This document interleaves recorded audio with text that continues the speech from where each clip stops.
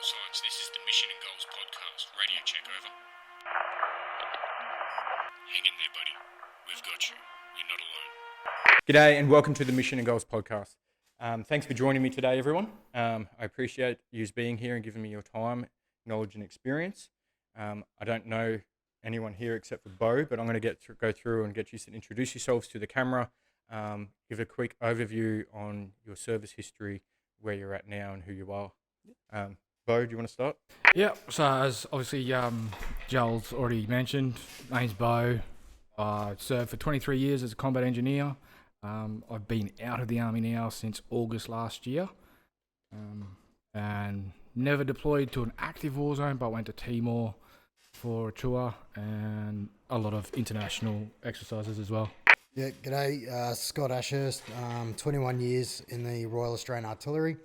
I discharged January last year due to medical reasons, and I've done Solomons, East Timor, 2 tours of Afghanistan, and a variety of other things as well. Awesome. Sweet. My name's Lachlan Butler. I was in the infantry for 7 years. Never deployed as combat related. Just plenty of training missions here, there, and everywhere. Discharged in July of 22. Yeah, cool. Medically. Well, I'm Joel. I spent 15 years as an engineer in the Army, doing a variety of roles. I didn't deploy to Afghan. I did deploy different operations overseas, like Timor, Philippines, Papua New Guinea deployment. But yeah, here to share our experiences. Doesn't matter what deployments we've had or whatever, because just between us here, we've got like probably 80 years of military experience, a lot of wealth and knowledge. So let's get cracking. This is exciting. I wanted to start with the discharge process itself, and I wanted to get your thoughts on it. So I have a few questions, and the first question is, were you in the correct headspace to properly set yourself up for life after service when you were going through the discharge process? Like if you were medically discharged, I just say this because for me, I was being medically discharged at a height of my depression, gambling, anxiety, drug use, and was not set. I came out of, after my discharge, I came out probably in the worst place I've ever been in. And so I just wanted to get your thoughts on where yous are at and headspace-wise. Yeah, I think for me personally, when I was going through the discharge process, I wasn't in the best mind state, but at the same token, because of how long I've been in and the amount of injuries I've had, I sort of saw the writing on the wall and started putting plans in place to make my transition a lot easier, which a lot of things I feel, and I've noticed a lot of guys don't have either the experience or the support to do that themselves, which I think or sometimes even the maturity, the Exactly. emotional maturity. Yep. Mine was medical, so it kind of hit me very hard. I was on exercise and Talisman Sabre. I was in a vehicle rollover where I fractured and basically destroyed my entire back. Then we found cancer, and then I went down a whole big roller coaster. For me, being a BSM at the time, mentally, I didn't want to take the hand off the wheel. Because I loved the army, I loved being in the army, and I never wanted to leave. And as soon as the accident happened and the cancer and all that, I knew that my time was up, just like Bo. Mentally, I was not prepared, and that's blatantly honest.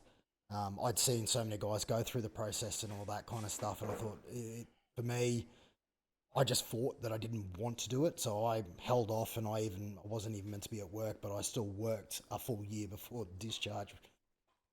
But that was my own accord, not the Army's accord on that one, for my own mental stability to get me through to the end of the year. Leaving the Army, the hardest thing, and I don't know if you agree with this one, the transition seminar it needs to be done more. Like the one session that they do a year where they have all the organisations, DVA, all those little groups that do help, and they do help very well, it's not enough to do it once a year, one road show. It needs to be done in units at the start of the year for your mandatory training, because the more that you know, the better success you have at the end. And I felt after that little era where they took you through, I had a bit of confidence, but not enough for me to transition out. So for the younger guys, and I saw it quite often being a BSM, they'd come back, I've got no idea, sir. And not going through the process or knowing the process, I had to try and help them out. And for me, that did help, but realistically, I was not prepared. So I was medically discharged of an injury that happened probably about a year, maybe 2 years beforehand. And it ended up coming back to bite me in the ass because I sat on it, and then it turned up then into something a lot more than it should have been. For me, I feel I was not ready at all. I was in for the long run. I was the lifers. I never wanted to do anything else. Never had any aspirations to do anything but defence. And it kind of hit me a lot harder than I thought it would. And I still don't think I'm 100% past it. I still deal with it a lot. I was no way was I ready for it. I was alcoholic, addicted to prescription medication at the time. And as far as I'm concerned, I felt like I kind of got pushed out the door, and I didn't go to the transition seminars because at the time I was barely able to leave the house. So if it wasn't for the blokes around me, I had no idea what I was doing. I was only fortunate that I had a few lads that had been a couple of years ahead of me and also medically discharged that I was quite close mates with, and not for them, I wouldn't have had any idea. So no, I was in no way ready to leave, and in no way prepared for it. So there's a statistic for Australian veterans who leave the army, leave defence, that over 50% of people, and that's medically discharged or voluntarily discharged, over 50% of veterans in the first year get diagnosed with a mental health injury. Yep. So the question is why do you think that is? And then what can defence do, army, military, defence, do? Because it sounds like here, like you maybe out of the four of us, probably best set up. What can the military do? What can we do to put ourselves into that mindset so when we do go through the discharge process, we don't end up as one of those statistics or worse after discharge? I think for this particular question, and the reason I was in a better headspace is because I planned it. Because anyone that knows me knows the amount of injuries I've had over the years, wrong place, wrong time, just me being me. I was able to see it so I could start preparing myself. When I went through the transition cell, all they did was give me a book with a checklist. It doesn't help anyone. Like, it helped me only because of the rank I got to, and the people I knew. I was able to network and get more involved and do things for myself, which is good for me. But for digs that have only been in a short time or anything, where's the mentor? Mm-hmm. Where's the guy that can go, right, mate, have you done this? Have you filled out this form? Have you contacted this agency? Because other than that, they're just sitting there going, I have no idea. Is that the role of a sergeant in the platoon or troop? See, I would like to see something that would look like a vet of that organisation, Mm-hmm. that unit, to be given a part-time role into assisting diggers and people transitioning out of that unit. I mean, sounds like a brilliant idea. Why not have someone that's been through what they're going through and what they've worked through to assist them? To me, I think that's the best option. But yeah. Yeah, I'd sort of agree with that. Sort of like a reach out program almost of guys who have been out for a couple of years. One, I'd say a lot of the boys who are on gold cards don't have much going on, so it'd be good for both sides, I think. But yeah, I'm 100% behind that because sort of once you're out that door, you lose a lot of support. Yep. And yeah, having something that can follow you once you've taken that step out, I think would go a long way. Yeah, and I now thinking about it, the role of the sergeant, if you're going out bush, if you're deployed, like They're it's- too you can't busy. be- yeah, Like, there they- has to be an like- external person to the troop that can do that Yeah. admin side of things. To play kind of like devil's advocate on this one, the work organisation hasn't got the flexibility or the manpower to take on that sort of a role. As we know, we're always gearing up for the next exercise or the next threat. With the limitations of manpower that we have now, like, I've seen it decline since I joined the army. We're going bush with less and less people. Taking that away and hurting sergeants and hurting their diggers because their sergeant isn't there, I wouldn't say that's the right thing. But with the veteran side of the house, like me, I was looking for any opportunity to get back onto base, to catch up with my mates. You know, like, yes, I can, as my wife said, she goes, being an FO and the skill set that I have is a very rare, not a rare, but it's a very hard one to have. Why the hell aren't they getting us back in to help? You know, we may not be able to do the job, but our minds are still active. The moment that you stop using that mind is when you start to deteriorate. We see that with old people. They go through dementia and all that kind of stuff.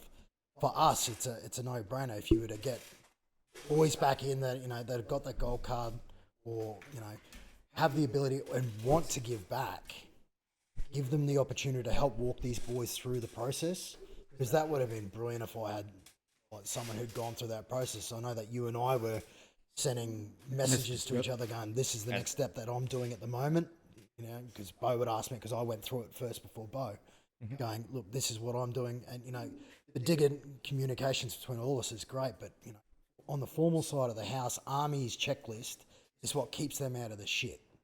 That's what all it's they there care for. about. It's got nothing to. Don't get me wrong. The transition people are brilliant. They're doing, but they're just doing numbers. That's their job. Where if you were to get veterans in, you know, guys that are looking just to hang around and have a coffee with a mate, come in. All right, young dig. This is how it worked for me. But this is what I could have done better, and help them out. It's free advice. Right? I think it's a brilliant idea. You know, have Sally Man there with a couple of coffees. Boys come in on a Thursday or something, and then just bang, once a week. I've had the idea, and I've floated it before, of having the gym closer to the front of base, so you could have an area where people who do discharge, especially medically discharge, they could have an all-access area, so there'd be a fence further on beyond that for the defence personnel to enter the base. But then it's a place where you could have maybe a defence-only gym, but then also one where you can mingle with current serving veterans, and that would be like, you could have like a little frontline version there, and where you could, those veterans that we're talking about now could then meet up with the people discharging and then share that knowledge and experience. It sounds like a brilliant idea. Or even to the point where, because I was coaching the 3 Brigade women's team last year, and I was talking with the brigade sports officer, where he was looking into and trying to get me a general access pass to the base, because as we know, our retired cards don't do anything for us, but having that general access card would allow me to go on and coach the women's team, but then I can go to frontline and catch up with mates. I can go to the gym if I want to. So I think if this was to happen, then we need to get the brigade on board and able to get those cards for those members. But units can do that too. They almost have to be wider army, because you'd have to somehow maintain security clearance of some level. Yeah. Yeah, because there's, at the moment, I think the stats are about 5,000 discharging per year. Yeah. It's a lot of people to then have on base extra per year. You know what I mean? Like, You got other places like Oasis is a great Oasis is amazing, facility, and you know when they brought that in, well, I used to send my digs there. It's a great facility, underused, but trying to let guys go from a unit where you know they may be going through that process, but then we've got all these other extra tasks. Well, we've got to get our bang for our buck out of that dig. You know, trying to release him to go do that is another thing. Commanding officers have to make a decision, and what's in the best interest for their men. That leads on to the next question. How were you treated by hierarchy and by your peers and subordinates once you started the discharge process, whether medically or did it change? Did hierarchy look down on you? Did you start getting like less and less jobs? Like more and more jobs to get more out of you? Again, experiences differ. For me, it was smooth. I had the utmost support from my hierarchy. Even guys at the same rank level, and my digs below me. Granted, I was at a reserve unit, so it was a lot easier for me just to do my thing and concentrate on my discharge. But I have seen where negativity has come into it because of a guy is discharging. They sort of get thrown off to the side, and it's like, well, we don't want you. You're getting out, so we'll just put you over there and you do what you want. Which is hard, and it affects people's mental health. And just being extrasized from a group that you've been so close-knit with can be the contributing factor. It was huge for me. Like, it was a huge mental health thing for me. I think for me, everyone was very nice. I kept it quite confident, silenced. My diggers didn't even know I had cancer until like 2 weeks before I left. The hierarchy were really good. Most of them I'd grown up with, like they were young little. My CEO was my lieutenant when I went over to Timor and stuff like that. You know, like, they treated me good, but there was a lot of risk in what they did, and I appreciate the fact that they took that risk so that mentally I could finish out my term as BSM as a personal goal to myself. When it came to the diggers and all that kind of stuff, and I see it quite often, I think it's more of a time and rank thing. If you're only in for the 4 years, you're still treated like a dupe, and when guys are on that way out in that 4 years, I don't agree with it. They're still treated like a dupe when they've done their service. I hate that. And they were treated differently. Where you get guys that have done 10, they've gone past Mornos, they're treated different when they're discharged because they've done their time. The whole process needs to be re-evaluated and re-looked at, because guys that, that do 4 years have done their time, they've done their service, and they should be bloody applauded for what they've done. They've sacrificed realistically, their life and what they've done, because we've all gone through the process. I feel that the younger guys get treated worse than the older guys, but it's up to those older guys to change their fucking mentality and you go, look, you've done well, mate. 4 years, because half the people don't do it. I love the Jube argument, because most of us join at 17 or 18. You can't join any earlier, yet you get to a unit and they're like, oh, you're Jube, and you're like, you're just older than me. That's it. You joined 4 years before me because you were 4 years older than me. Yeah. But I just love that, the whole Jube thing. But my full track was 2 years younger than me. Yeah. So yeah. I get that completely. Funny, one of my closest mates, he's 3 years older than me, and we still treat him like he's the youngest because he was the last to join. So it's like, and we all see him as, and it's like not in an aggressive way. It's more just like, it's hard when you hear his age. You're like, oh shit, this guy's 2-3 years older than me. I I had a very different experience on my discharge compared to these lads. Mine was particularly hard. I felt very quickly. So initially, I was quite looked after. My initial platoon, my sarge, my lads looked after me really well. I actually stayed, whilst downgraded, stayed with my company for probably nearly 2 months. They kept me around as just a training corporal, able to sort of stay in with the lads, do my thing, and I was happy while I was there because I still felt like I could do things. Yeah, I wasn't going to field with the boys. Yeah, I wasn't doing the PT side, but lessons and stuff I was still doing on that. It wasn't until I got pushed into, so for 1RA it was Delta Company, which is your broken and discharging lads. And that's where it sort of all fell apart for me pretty quickly, because you lose that, the guys that you've worked with, the blokes that you've spent time with aren't there. So you don't have your reputation. Suddenly you're thrown in with new guys and they've been around broken news all the time, and they only see the bad. They don't see the good. So you don't have you lose your reputation, and then very quickly you get ostracized from your unit, like very quickly. I had pretty well known amongst most of the lads, would say that I was friends with most of them, and very quickly my list of friends went from about, my whole company, I knew them all, to probably about 5. And thank fuck for those 5 lads. But for me, I had the stigma over my head pretty quickly, which was, I didn't think I was going to get, because I was a lance corporal. So I was like, oh, surely, I've been here for for a bit. I've been hanging around, and no, I still got the same thing. They're like, oh, must be a linger. Especially, I always said that the army only reacts to things that they can see. So because I didn't have a broken leg and I wasn't wearing a cast, mine was my back. They can't see. Mine was my back and my mental health, and they couldn't see the injury. So they're like, oh, you must be fine. And I had CSMs telling me to go against medical decisions. I had public humiliation, essentially, which resulted in my mental health taking a hell of a nosedive. It was one of the days that I was pretty much ready to call it quits after that one. So I had a pretty different experience. And then so much so that on the way out, it was essentially pushed out the door, and they did everything that they had to do, and as soon as they ticked that box, even so much so as going up, you go say goodbye to the CEO and the RSM, and you get a little speech, and Did you get a speech? Oh, I just go sit in office, and I was meant to have it with the CEO, but he was busy. But it literally just, they're like, oh yeah, so yeah, thanks for your service. Thanks, and then they're like, fuck off. Yeah.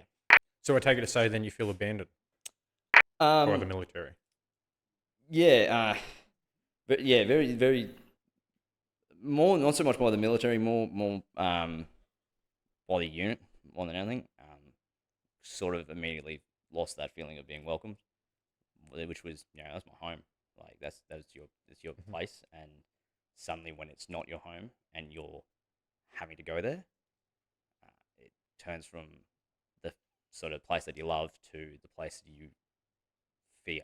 Like I'd get to the front gate and be like borderline in tears, but then if you can get out of the car, you can't be walking. Can't be walking across the plate. Can't be walking across the program, bloody. It sounds like PTSD. Cheering up. Yeah, you can't be like cruising through the base, sobbing because it's not what you do. You can't do that. Like if you do that, and as far as what you feel inside is like it's going to make it worse. So you just like sit there, have your little sob in the car park, get yourself up, get out of the car, make sure you don't look like you're all red in the face, and then get out and go do your thing.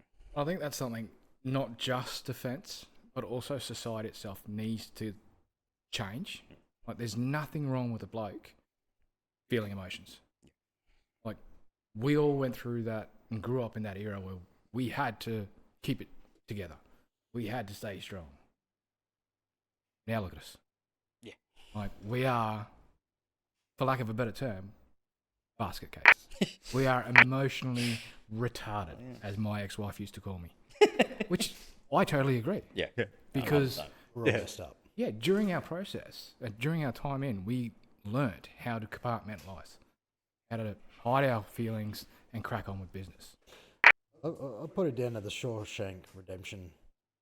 The old dude that, he spent all his life in there and he panics when he finally he's getting out, and then he gets out because we're all fucking institutionalised, whether we like it or not.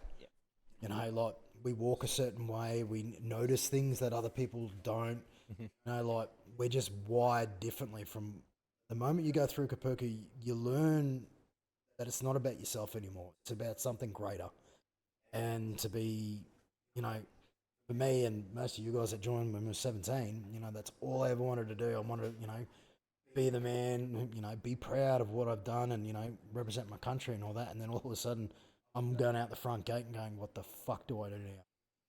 I'm glad you said the institutionalised thing, because I could not agree more. You can see with the sort of the prison side where the guys come out, but it's similar in the fact that you get told when's your lunch, when to do PT, when to be at work, when you leave, what are you doing while you're there. Your entire day is essentially mapped out for you, and then suddenly you get sort of put into the world, and you sit there and you go, "What do I do now?" Like it's like. Even to the point when you're outfield, like you get told when you can sleep. I remember the first week I got out, I was sitting in my car for like 4 hours going, I'm meant to be somewhere, but I don't know where to be. Yeah. And then, if something happens that you're not expecting, like for me personally, I've got nothing. Like I have nothing to do, but then something happens I wasn't expecting, and it fucking sends me over the edge. You know what I mean? Like, it's like it's too much.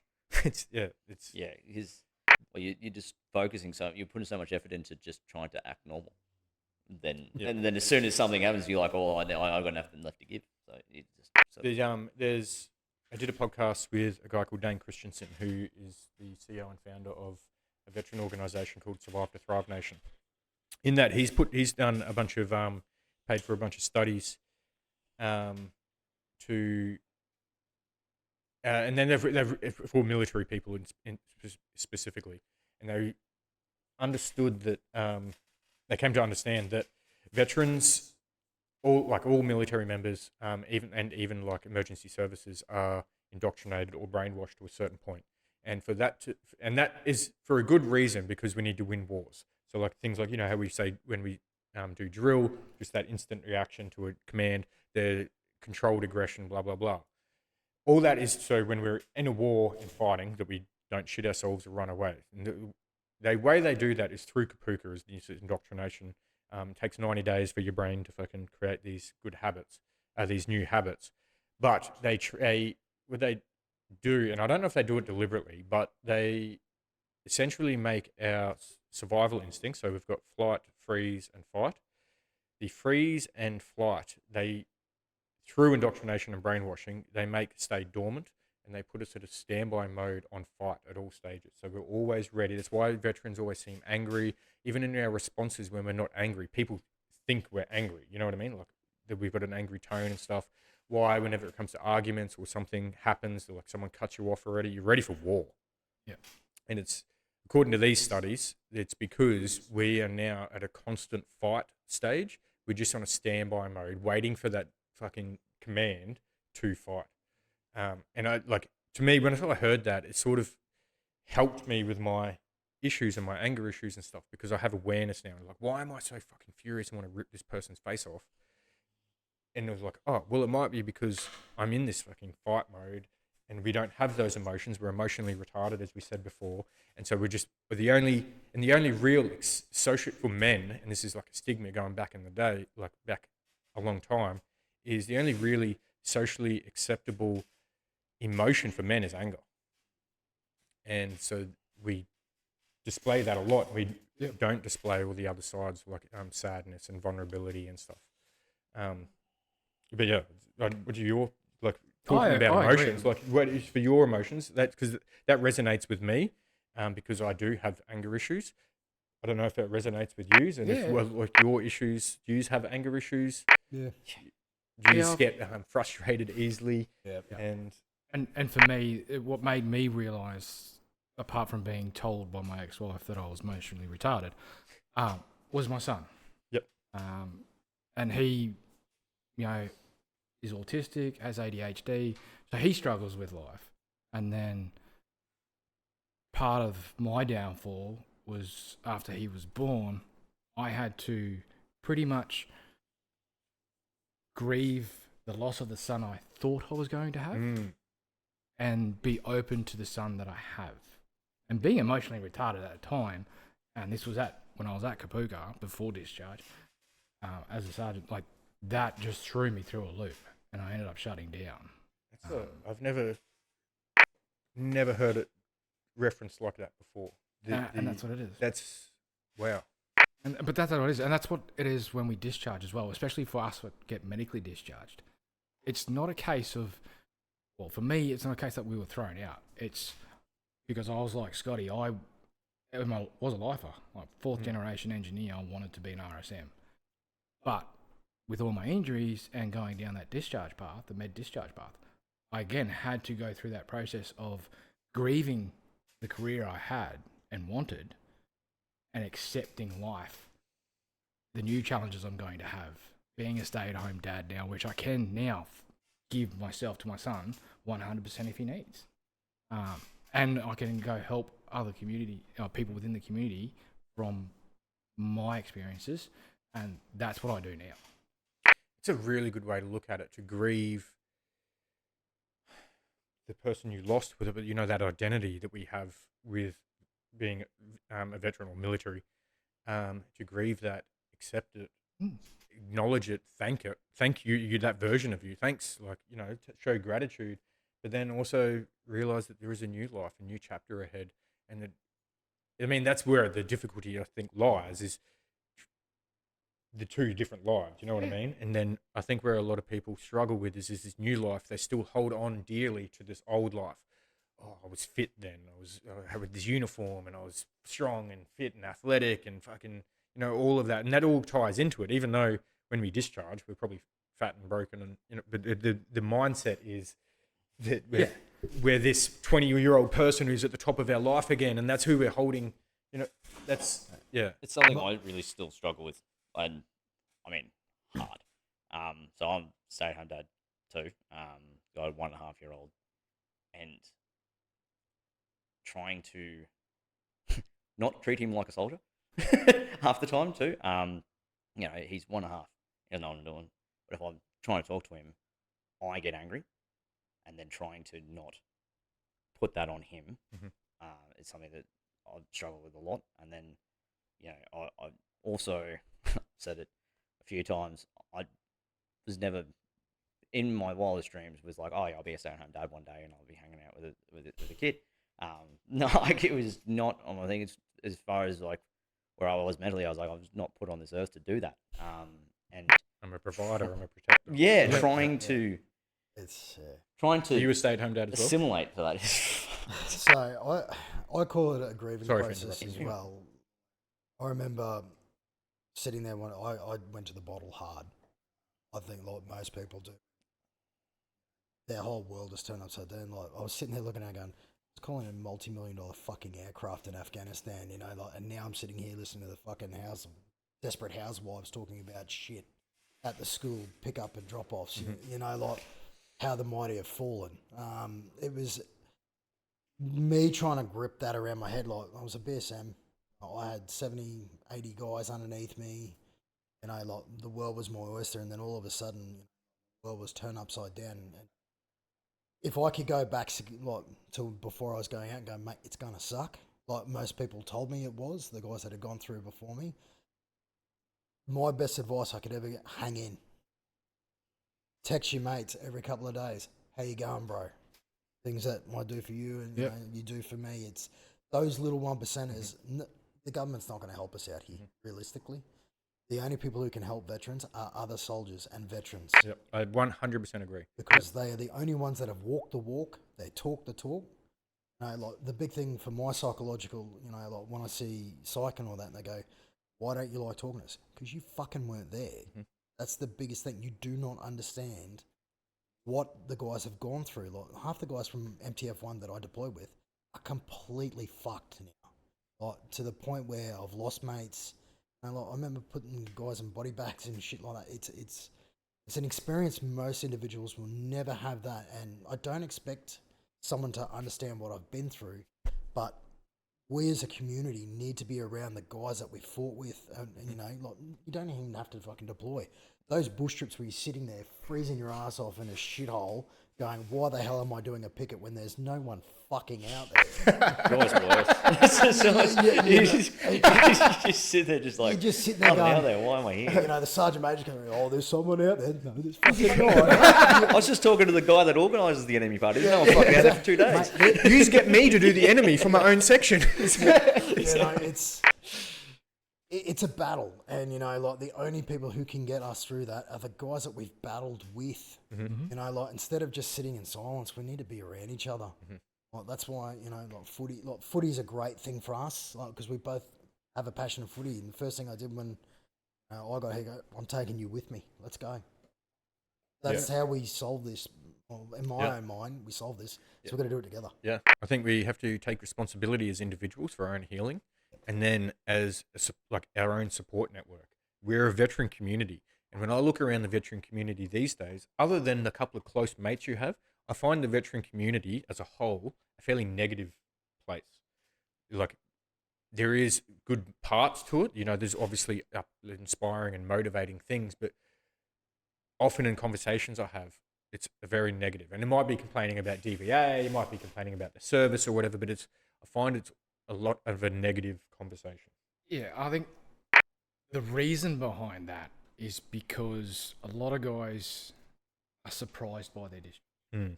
They don't have time to plan it. Injury happens. It's a catastrophic injury. And next thing you know, 4 months later, they're out. So they don't have time to plan or accept it. Whereas, and I'll use me for an example, I saw it coming. So I was able to accept that I had to leave because of my injuries. And I took 2 and a bit years to go through that whole process to discharge. Because I wanted to make sure I was getting information for myself, set myself up, but also I could give advice to anyone that wanted it as well, as I was doing with Scotty. Do you find you've got enough information in the discharge process? Or like, I didn't get to go to a seminar, and others I've spoken to, I've like mentioned, oh, did you use that $5,000 you can use for a course within 3 months of discharge?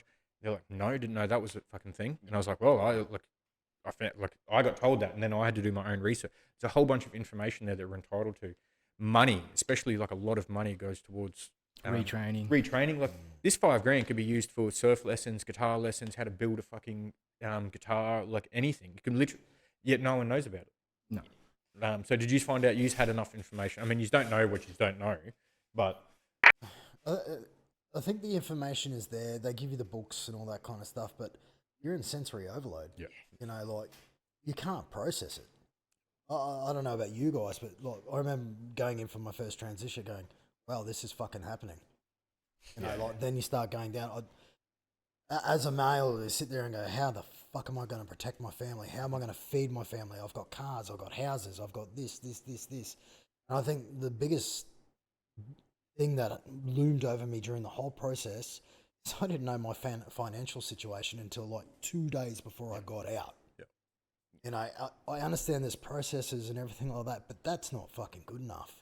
How are you meant to base your life, you know, your future life, especially if you've got kids, brand new kids and everything like that, you got to pay for school, you got medical bills, you know, like you can't make a sound logical judgment with half the information. Exactly. And I think with the information they give you, yeah, it ticks those boxes, but when the organisations don't talk to each other, you know, and put the soldier first, which that's what it's meant to be for, you know, like a digger's going to sit there and go, yeah, I understand. They haven't got a fucking clue because they're too scared to ask. Yeah, that's exactly right.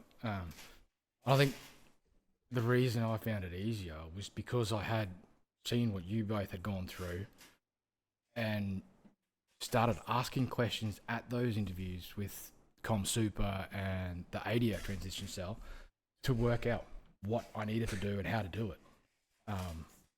And for me, I was lucky because I managed to go through the process and I didn't skip a beat. I knew financially where I sat a month before I discharged because I was able to plan going through the process from mates. But before I got that information, I was exactly like you, just totally scared and worried about how to look after the family. Yeah, I think mate, it comes down to it. There's information, but if you don't know what you don't know.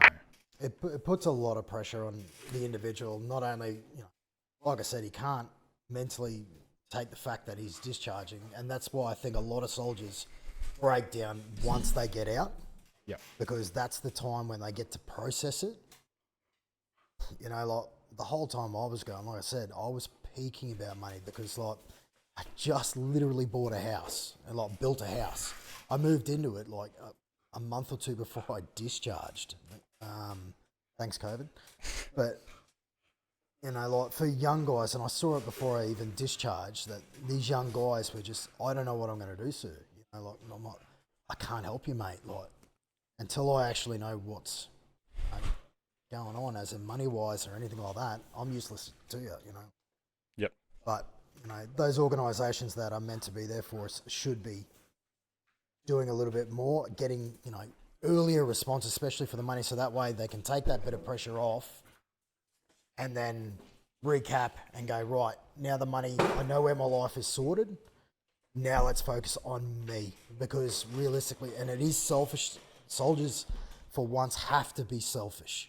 They have to think about themselves because we bottle everything up.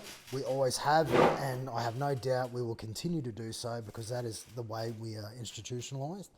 But it wasn't until I drank myself so stupid and my wife slapped me around and goes, "That's enough," that I sat in my car and just went, "All right, I've got to stop." And it took me a good 6 months, and I mean, I was hurting. I think I put on like 50 kilograms. Oh, that was bad.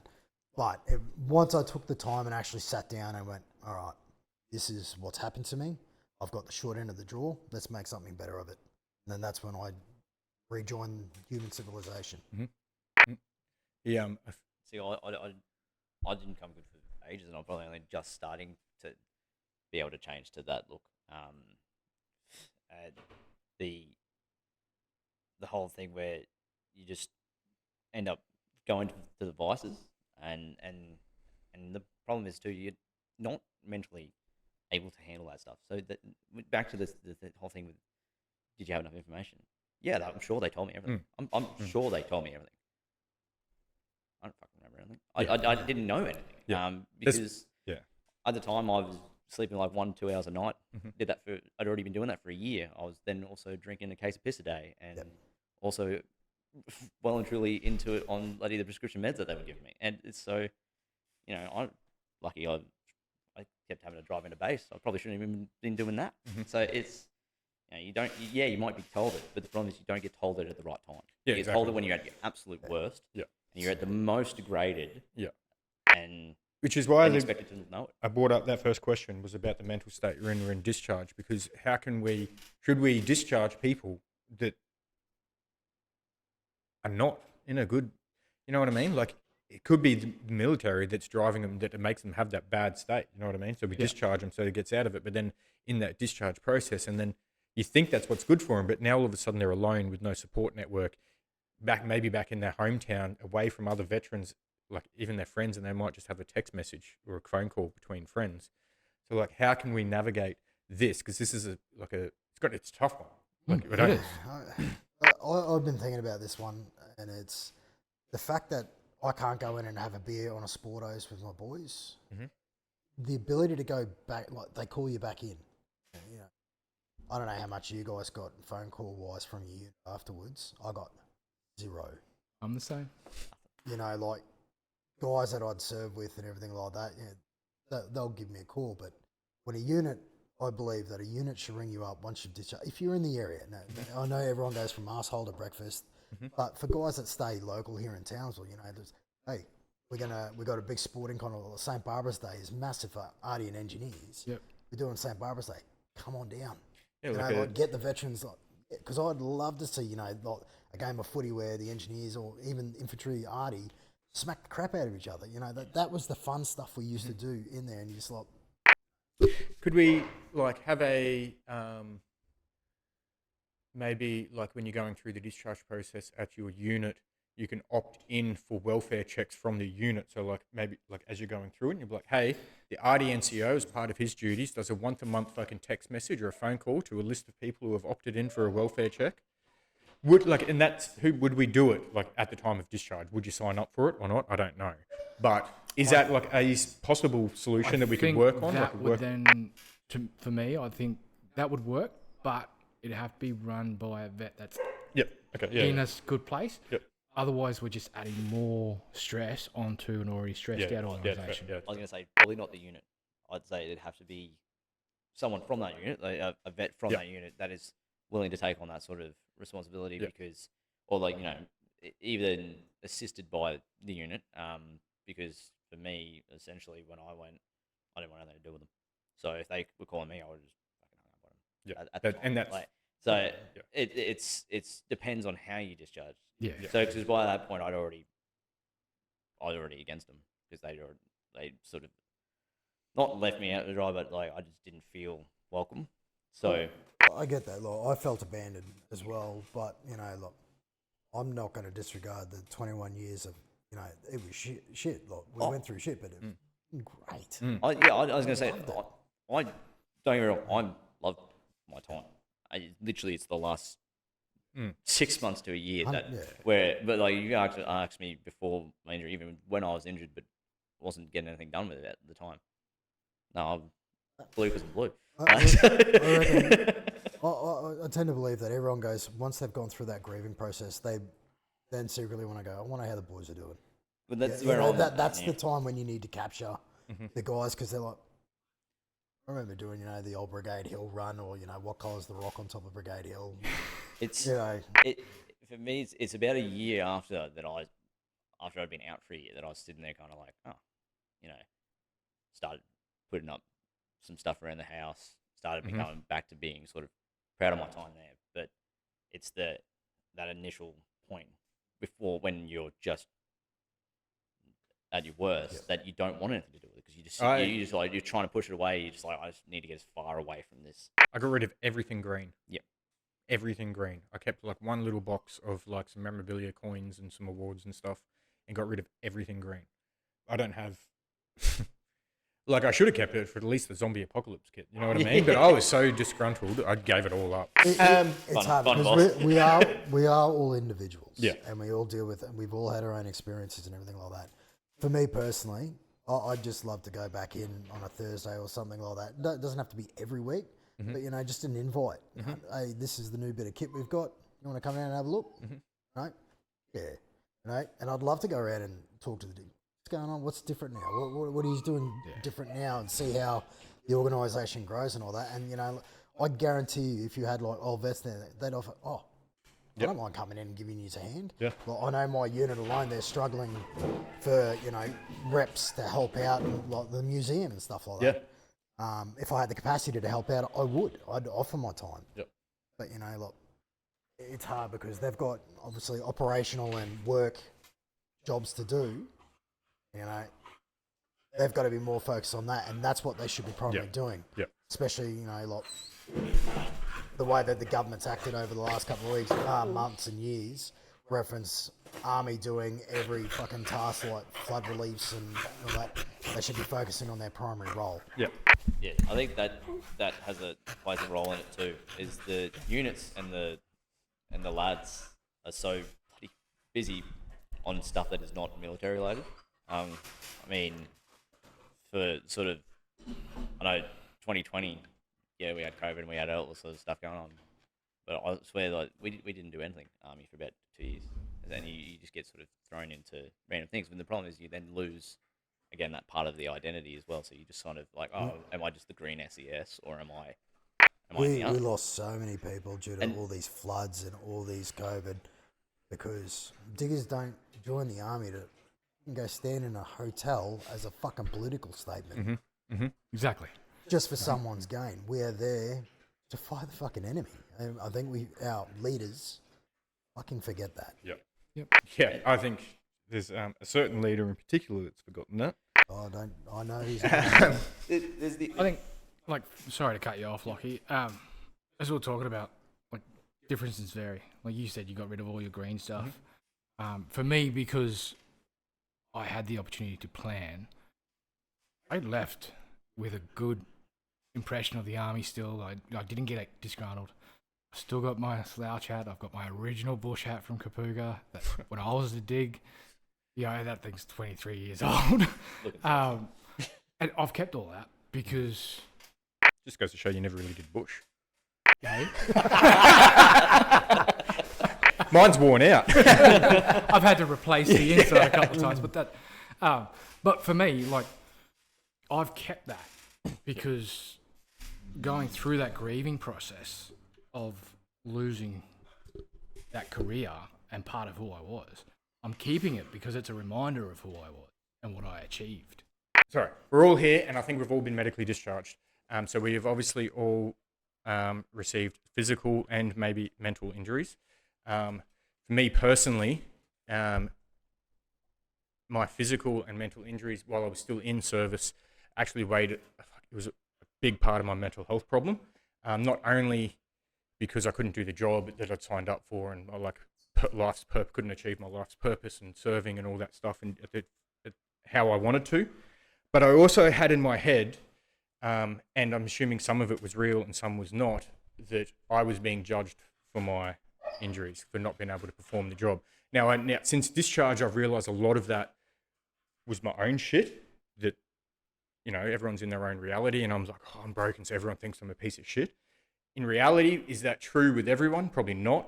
But how was your injury experience in defence? And then once you've injury experience in defence, but then post-defence and your treatments of it and your DVA process? Starting with Bo. Yeah. So again, myriad of injuries over the years, to the point where I was actually called out at a boozer parade for being a malingerer. And this was after my second right shoulder surgery. And I think it was about my 15th dislocation of that right shoulder. I was called out in front of the whole regiment as a malingerer by a corporal at the time. But to me, that was just his own insecurities. And I just pushed on. It does weigh on me, the amount of injuries I have. And you do get into that mind state where you think everyone's judging you because of your injuries. And some people do, honestly. But again, that's that whole process of getting out of, not necessarily your own way, but joining the rest of society and looking outside in, not inside out, I think, helps with that process. From the DVA side of house, and since discharge, it hasn't been too bad. I'm getting help I need for my injuries, which is good. It's just, again, a lot of paperwork that sometimes I don't think is necessary. For example, I've just got my PI letter back about 3 weeks ago. DVA determined that they awarded me 87 PI points. So permanent impairment points, and with a lifestyle rating of 6. So that's the second worst lifestyle rating you can have, and 87 points. 87 points, PI points, and a lifestyle rating of 6. Why do I then have to request to be assessed for SRDP? If you don't know what SRDP is, that's that special rate disability pension, or the old terminal permanent impairment. But having that 87 and the lifestyle of 6, I have to request it. That doesn't seem logical to me. Like, you awarded me that, then why are you now asking me to request you to look back through my file and reassess me for SRPD? Like, it should be well, yes, we broke you and we can clearly see that. This is what we'll do for you. And you've got to go see a doctor for every... Yep. You have a list of my injuries, medications, everything. And for me to go do anything, I have to see... Like, it just makes the whole process, like with the doctors, seeing a doctor, your rehab man, like, to me, it weighs a lot on you. And for me, it got to the point where I didn't even want to attend my own appointments because it was so much. And then when you are injured, like, I've had 6 or 7 surgeries. And when you're that injured and you have a lot of appointments, like my weeks at the beginning of my discharge was just appointments, seeing doctors. And it's just weighs down on you. And then on top of it, it's all new doctors, and then it's just new psychologists and psychiatrists. Then it's fucking people you don't know and you don't trust. And then these doctors and psychologists, psychiatrists, they seem incompetent at their job. And then all of a sudden, and then as you said before, it took you a year to pull yourself out of it. It was about a year for me, a year of heavy drinking and drugs and hitting rock bottom because of all of it total, but also because of the DVA process and that the rehabilitation side of things. Did you have a similar experience? I'd say the DVA process itself is very clunky. It's one of those things that they need to do internal reviews a lot more of to make it more streamlined. I find it hard because I've got more of an insight than most, because my partner now after my discharge is working for D. Mm-hmm. So I've seen both sides of what goes on, and DVA are there to help us, and I know they are there to help us, but the procedures that they have make it harder for them. The staff are lovely, that they want to do they help the veterans. That's why they go do the job. But the problem is their hands are tied by federal and state governments with what they can and can't do. and to the point where they can and can't say things, which would benefit the soldier. But for me personally, the DVA process has been okay. I wouldn't say it's the best, but it's very clunky. For the medical side of the house, I can't fault the army. We all know that, doctors and all that kind of stuff in the army are the lowest bidder, but the moment that I had my accident and found out that I had cancer and everything like that, they moved heaven on earth for me. Okay. I can't thank them enough, and I can't thank the medic who forced me as a little digger, telling me as an officer, warrant officer, to shut my mouth and go and get an x-ray, and she saved my life. So I can't fault the medical system for what they did for me. So they will always have my gratitude for that, especially that young medic. She was brilliant. Post-discharge? Post-discharge, the medical side of the house, as you can imagine with cancer and everything like that, I've been prodded, I've been poked, my back is completely stuffed into full fusion. That's what made it hard. Overall for me, the biggest thing was pain. Mm-hmm. So psychologically, I've always been pretty straight-headed. The pain, I was dealing with immense amounts of pain, and it wasn't until I got on a CBD oil, it changed my life. Like first time in 3 years I slept through an entire night. Just, it was amazing. So, don't be afraid for any veteran out there to ask for different types of medications, because I was on duloxetine and all that for depression and all that kind of stuff. The moment I got off that, my life changed. It was so much better.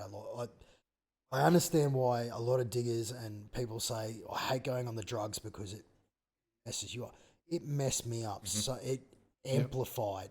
It did the good thing of numbing the pain, but then it numbed this. Mm-hmm. And then my life just went to shit. I was drinking a bottle of vodka at least a night.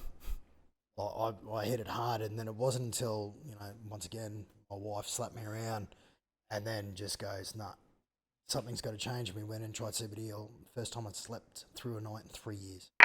It's incredible. I was on 21 tablets a day from pain, antipsychotics, antidepressants and shit.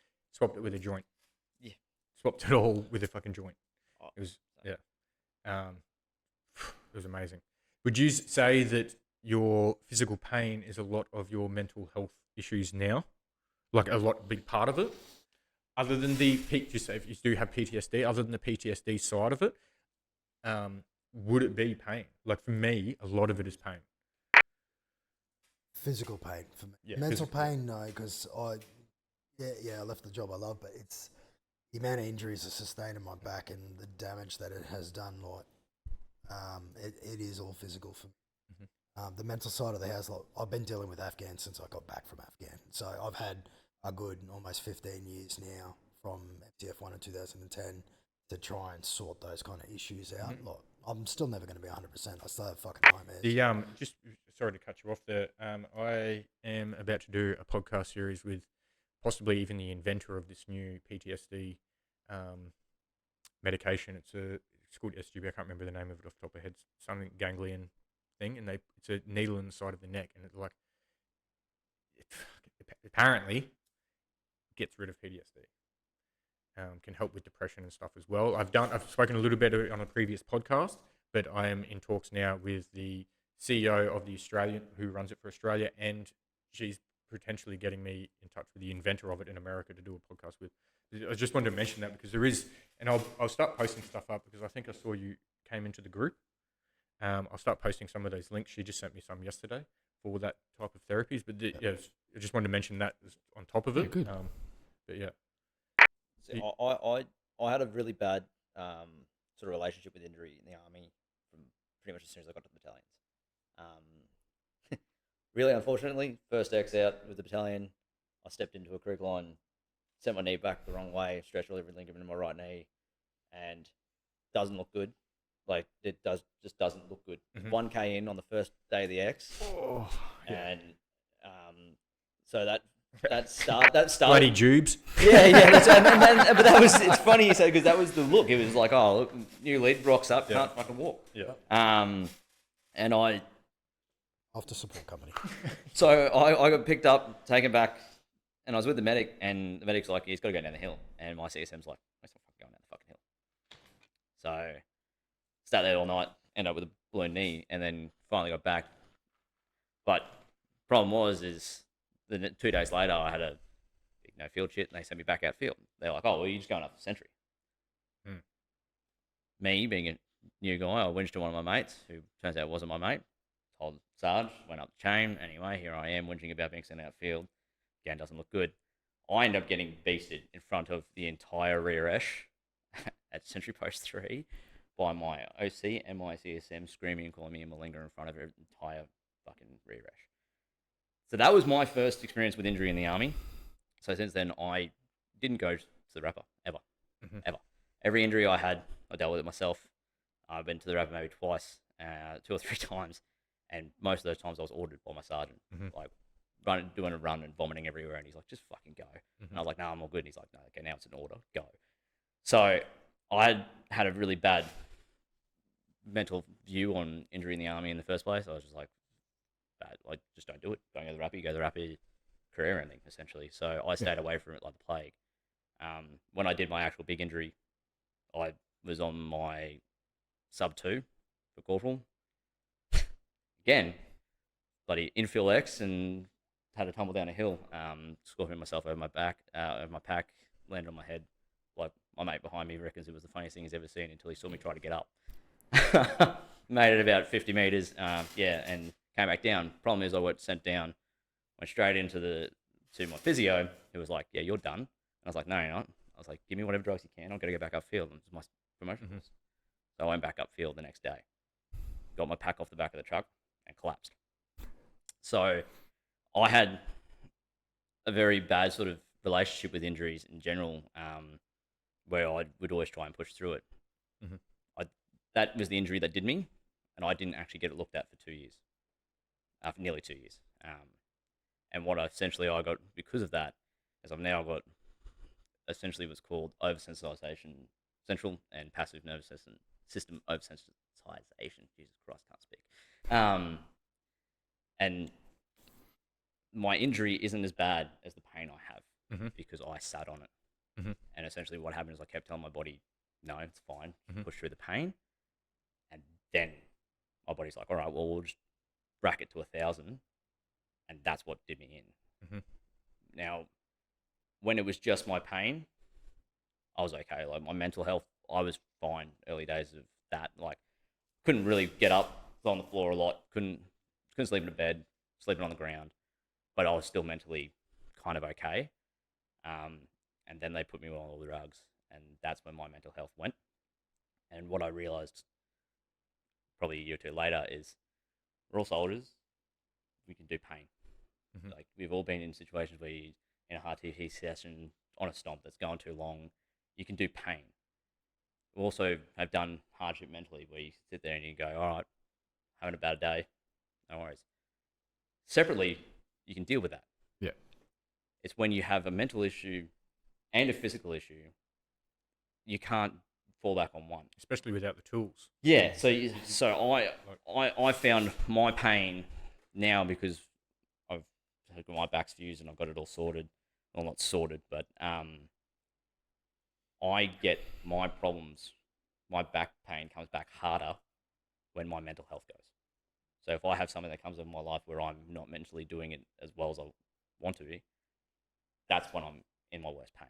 And that's when I'm back sleeping on the ground. That's when I'm not sleeping in bed with my wife. That's when I'm up all night staring at the ceiling. And that's also a vicious cycle, because when you're doing that, your mental health gets worse.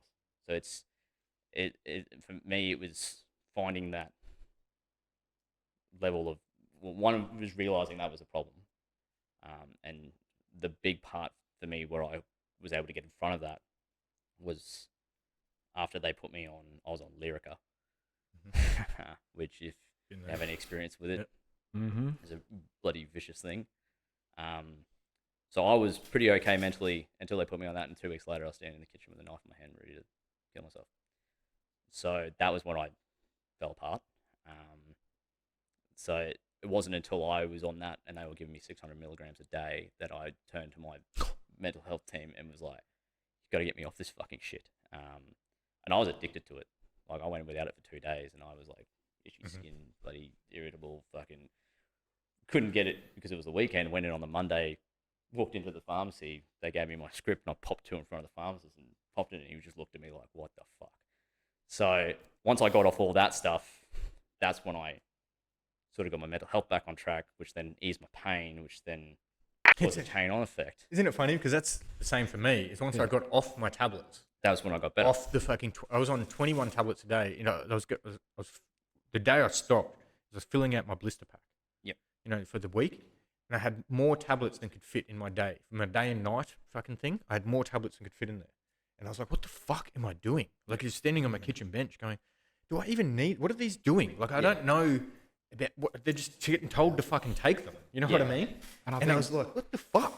I think that's, as you said, it's a contributing factor. It's a vicious cycle.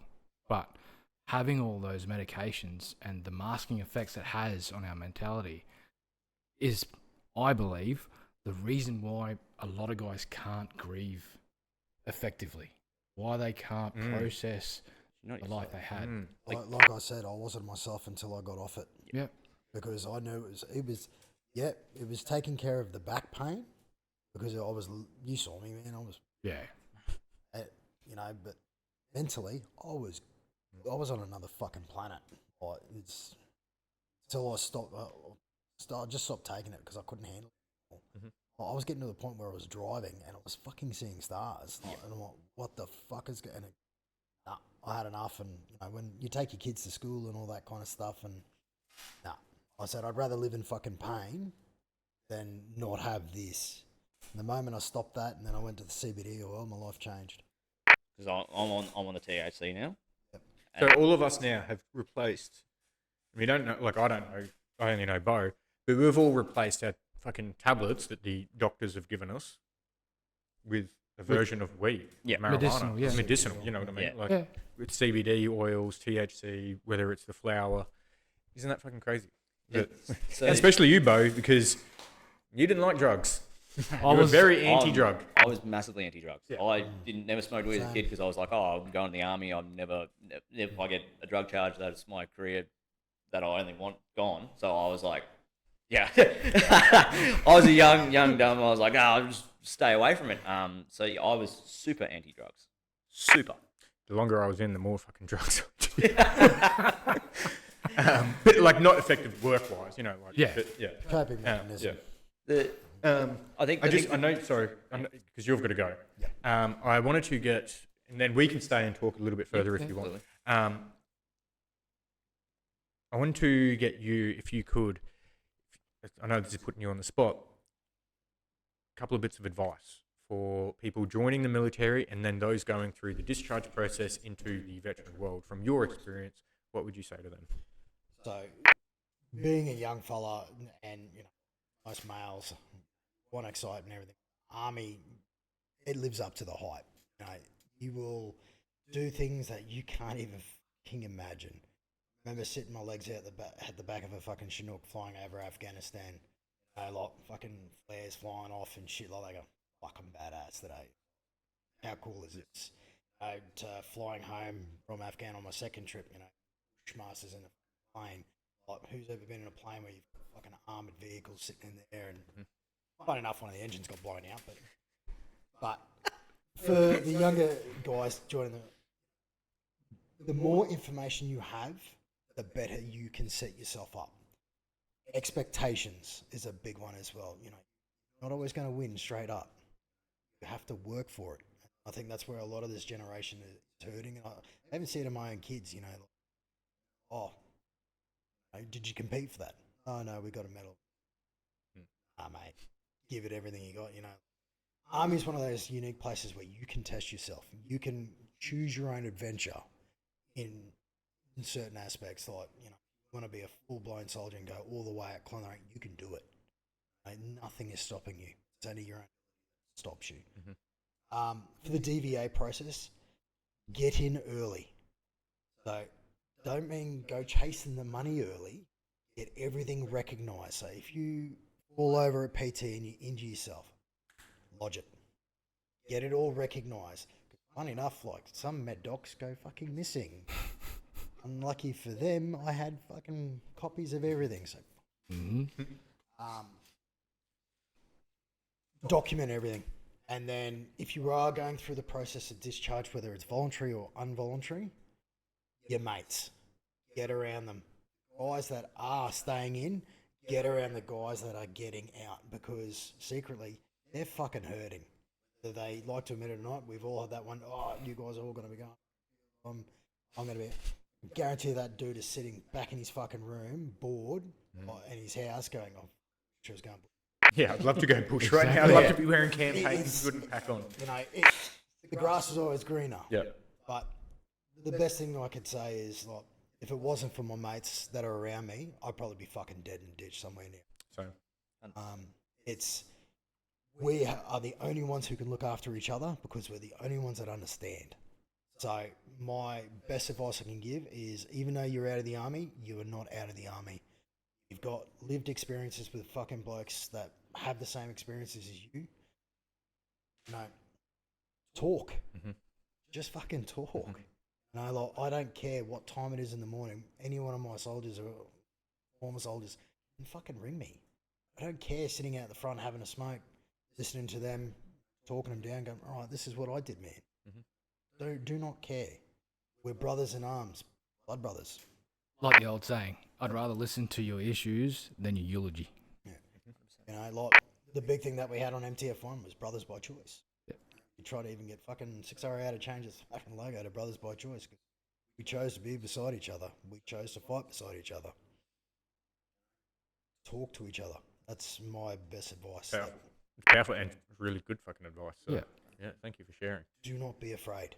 You're not afraid in combat. You're not afraid in exercise. Don't be afraid to fucking tell someone. And just to put a little bit more concrete behind the reaching out to your mates when you get out. Not a lot of people know, but I've attempted to take my life about 3 times in the last 18 months. The only thing that stopped me was I actually saw the blood splurting up onto my chest because I tried to slice my wrist. But then I got text messages from Lockie, from Scotty, just checking in, see how you are, bro. And I couldn't bring myself to tell them what I had just done, and literally had just done, because I was ashamed of myself of what I decided I was going to do, because for me it felt like that was the only option, the only answer. But having my mates reach out to me made me realise there's more to this, and I have support if I, give myself the chance to go for it. And that goes sort of onto your mates around you. It's like, be observant if you check on your mates, because you told me you cut yourself on a piece of metal, and I was like, full of shit, fuck you. Like, don't, like, my wife saw it, and she's like, you see something? I was like, no, I didn't. My wife saw it, and I was like, what the fuck? And then, confronted him about it. He's like, yeah, I cut myself a piece of metal. I was like, don't fucking lie to me, guys. Like, it's kind of a hard thing too, because sometimes you will be really subtle about it, because it's usually the loud ones that are really vocal about it. Sometimes that you should probably almost worry about less than the guys that are really fucking quiet. The ones that are really fucking quiet are the ones that are almost scarier, because those blokes that are loud about it, they'll tell you, which is great, because it means you can do something about it. But if you don't know about it, you don't know what you don't know. And the worst thing ever would be the first thing you know that one of your boys is struggling is they're fucking dead. So if you haven't heard from them for a while, you haven't seen them, life gets in the way, and life always gets in the fucking way. But trying to Simple text message. 3 seconds to send a text message. Yeah. And like on top of that, if they don't get a reply, just remember that person is going through, like, it could be going through a bad thing, or they could just be busy. You know what I mean? So like, send the message and put it out there to the universe. Yeah. If you have a feeling or a gut instinct that something is wrong, push it a little bit harder. But when I say that, send a message out there, I think we should all do it with people, just even if you were friends with them or not, just someone in your section back in the day. Hey man, I haven't heard from you in a while. Like, has anyone heard of fucking Joe Blogs? I haven't seen him on Facebook. You know what I mean? There's a whole bunch of people out there that probably have just fallen under especially the ones that weren't really liked. You know what I want? Yeah. They're the ones now I'm worried about. Yeah. Is the ones that, like, and to be honest, I felt I bullied people. Like looking back now, it was Yeah. definitely bullying. Mm. I didn't think it was bullying at the time, and it was a group mentality. Someone fucking was shit on PT or whatever. You fucking put your fucking head in or whatever the fuck it is. It's definitely bullying now, but like we could just send a message, phone call, start a group chat with a bunch of fucking people in it, and that's could be as simple as that to save a life. Me, one of my times that I went to kill myself is I was sitting at the tree, about to drive into a tree, like shaking uncontrollably, crying my eyes out, looking at this tree. It was probably 200 meters ahead of me, like on a straight bloody road. And then I had a friend call me randomly. She was like, "Hey man, how you?" And then he talked me into mates for mates, which ended up saving my fucking life. Like, so a simple text message or a phone call it's Yeah. fucking powerful to know that someone is there that cares about you in a time where you think that no one does. Yeah. I bring it back. Brothers by choice chose to be beside each other. Mm-hmm. Exactly. That's what it just because I've had this argument with my wife many times. She goes, "Why won't you talk to?" I bring it back to they don't understand. I don't expect them to understand. Yes, they may have a point of view. That point of view is skewed by their upbringing, their lifestyle, everything like that. Where Their experiences. we've literally been kicked in the guts, thrown in the mud, told to eat shit, and like you build a bond with people like that. Like I was saying last night at rugby, I referenced the ties. Yep. Everyone notices that tie. Who's been in that organisation? Everyone else would look at it, he's just wearing a tie, but people who have been in that organisation go, "That's that tie. He's done that. He's done that," and they stand. That's kind of what we should be doing. Going, veterans, let's stick together. But the veteran 100%. community is a community of warriors who do understand. It's lived experience, and like even with like the mission and goals group, like the support group thing, there's 400 people in that group, and if you average it out at even at 4 years a person, like how much experience is there? Yeah, You know what I mean? exactly. Like and then so lean on those people because you've done 23 years, 15, 21, however. 6. Like it doesn't matter. But like we've still all got service, different right? stories and experiences, and I could lean on you for something that I wouldn't other like. Yeah, so definitely reach out. The big thing is different ranks, but we're all fucking equal. Yeah, Yeah, exactly. We're sitting We are here all peer to peer. You know what I mean? exactly right. Warrant officers, fucking corporals, Lance Corporal. I don't know. Yeah, So the beautiful thing about when you do get out of it is the fact that you've got the experiences, but attached to it. exactly, So exactly, You're all, exactly. you're all on the same playing field. Yeah. It doesn't matter if you did a day or Yeah. 100. Look, I think what you're doing is fucking brilliant. Getting guys together to talk about the tough issues. Yeah, soldiers, we're fucking retards. Like we're not good at fucking putting our emotions out and all that kind of stuff. But this is something that needs to happen, and what you're doing is really good. I hope you fucking keep it going and you make it larger, because I'm sick of seeing my fucking brothers die. Yeah, same. Yeah. Especially fucking losing more now out of war than we fucking did in war. 100%. No, cheers, brother. But Yeah. Thanks for unfortunately, I do have to go. No, thanks for fucking giving me like not me your time, but everyone your time. I really appreciate it. That's all good, man. Especially your experience. Like, thanks, brother. No, cheers, mate. Thanks. Hey, legends! I just wanted to say thank you for participating today, giving your time and energy, so we can help understand and heal the veteran community. So thanks for sharing your experiences. To all those listening, thank you for listening. I hope you got something out of it. We're going to do more of this because I think the way we heal as a veteran community is discussions like this, talking about where we're hurting, our vulnerabilities, our experiences, where we think we can improve our own lives and veteran communities, our own personal development, our own growth. It all starts with us and the support network we have around us. So I think that's what we should build. To use as professionals, as experienced members of the military, as people who have discharged and have living life outside of the military, do you have some advice to give our listeners? If they're joining, if they're post-discharge, any advice that you think could help them in their life even? I think if I was going to give any advice, like any other job, there are good times and there are bad times. the way you approach the bad times will affect the good times. The biggest thing that I've seen with my time in the military is the camaraderie and the family network that we used to build. Unfortunately, nowadays it's more of a corporation, so go in with your eyes open. If you're going through the discharge stage and are in the Townsville area, feel free to go through Mag and Joel here. If you need advice or want advice, go through Mag and get in contact with myself. I'm in Townsville, so I'm happy to help out anyone that needs. Hey, thanks, mate. Yeah. Thank you. Likewise. Probably my bit of advice would be don't sort of buy into the whole, I've got to hide my injuries, not get them checked on, because obviously from my experience, it will come back to bite you in the ass, and it'll come back to bite you in the ass pretty bloody hard. And the other part of sort of adding on to that is, yes, the doctors do know best, but take a hand in your treatment. If it feels wrong, if you've got a good med team, they will be able to customize and help with that, and chop and change your med team, especially once you're out. So obviously, while you're in the army, you're sort of stuck with what you get given, but there you can still have a say. Yep. And put your foot down if you need to. But then once you're out, don't just find a med team, stick with a med team, and it's like, oh, this is the best guys I've got.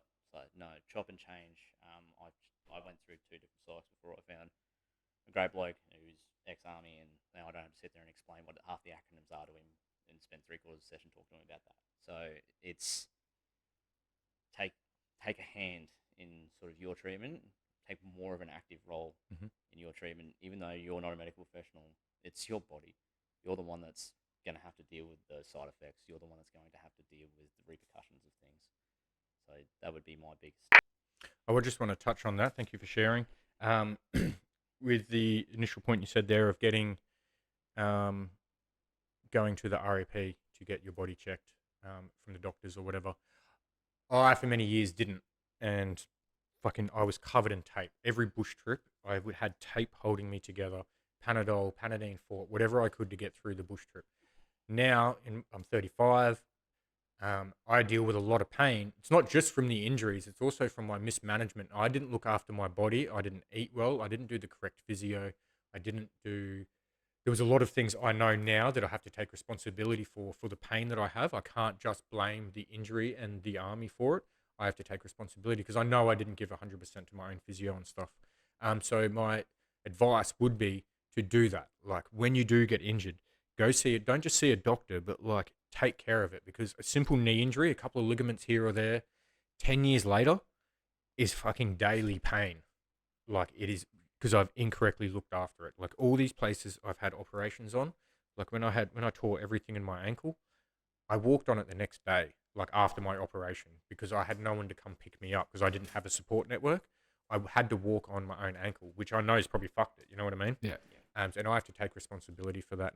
So for all of us, if you do get an injury, get it bloody sorted. I know it might seem weak. You're going to have this stigma. People might look down on you. A lot of that's in your own head.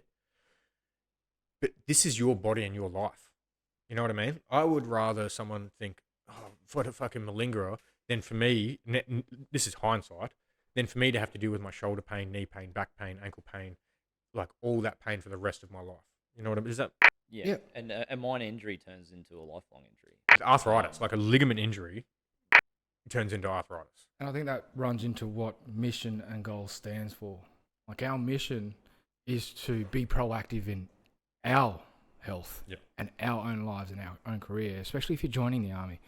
Your mission is to take an active role in your career and your health. Your goal is to have as much experience as you can and have a future. Yeah, I was going to say that if your goal is a long career in the army, stopping occasionally and fucking, missing 1x isn't going to destroy anything. And guess what? The army is going to keep on chugging without you on 1x. Taking time to take a shit and Heal.